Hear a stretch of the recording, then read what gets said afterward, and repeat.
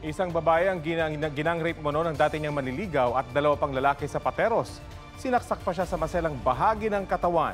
Narito ang report ni Nico Wahe, exclusive. Aminin nila yung totoo.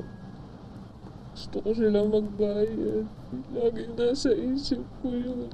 Emosyonal na humarap sa GMA Integrated News ang 22 anyos na si Rina, hindi niya tunay na pangalan.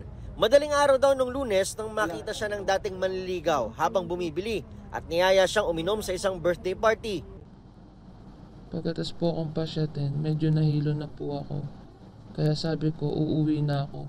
Pero pinigilan ako ng babae. At pinigilan din po ako ng dalawang lalaki. Dinala raw siya sa isang kwarto kung saan salitan siyang ginahasa ng dating manliligaw at ng may birthday. Matapos nito, inutusan daw ng dalawang lalaki ang isang minor de edad na dalhin siya sa kanilang hideout. Nakuhanan pa sila ng CCTV. Makikita rin ang biktima na tila balisa. Pagdating sa hideout, hinalay daw ulit siya ng mga ito, pati na ng minor de edad. Sinaksak din daw siya ng matulis na bagay sa kanyang ari.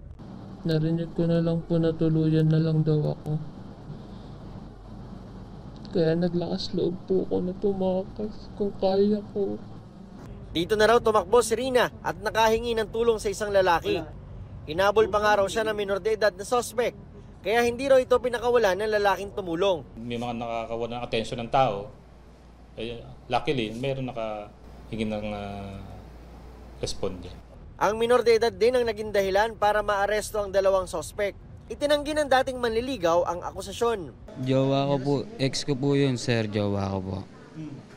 Kaya hindi naman po papayag na babastusin yun eh.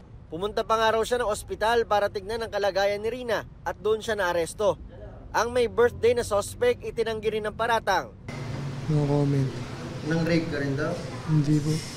Ang minor de edad na suspect hawak ngayon ng DSWD. Ayon kay Rina, nakalalabas lang ng ospital, desidido siyang sampahan ng kaso ang tatlo. Iimbitahan din daw ng Pateros Police ang sinasabi ni Rina na babaeng pumigil sa kanya sa pag-uwi noong gabi nangyari ang panggagahasa. Nico Wahe, nagbabalita para sa GMA Integrated News. Huwag magpahuli sa mga balitang dapat niyong malaman. Mag-subscribe na sa GMA Integrated News sa YouTube.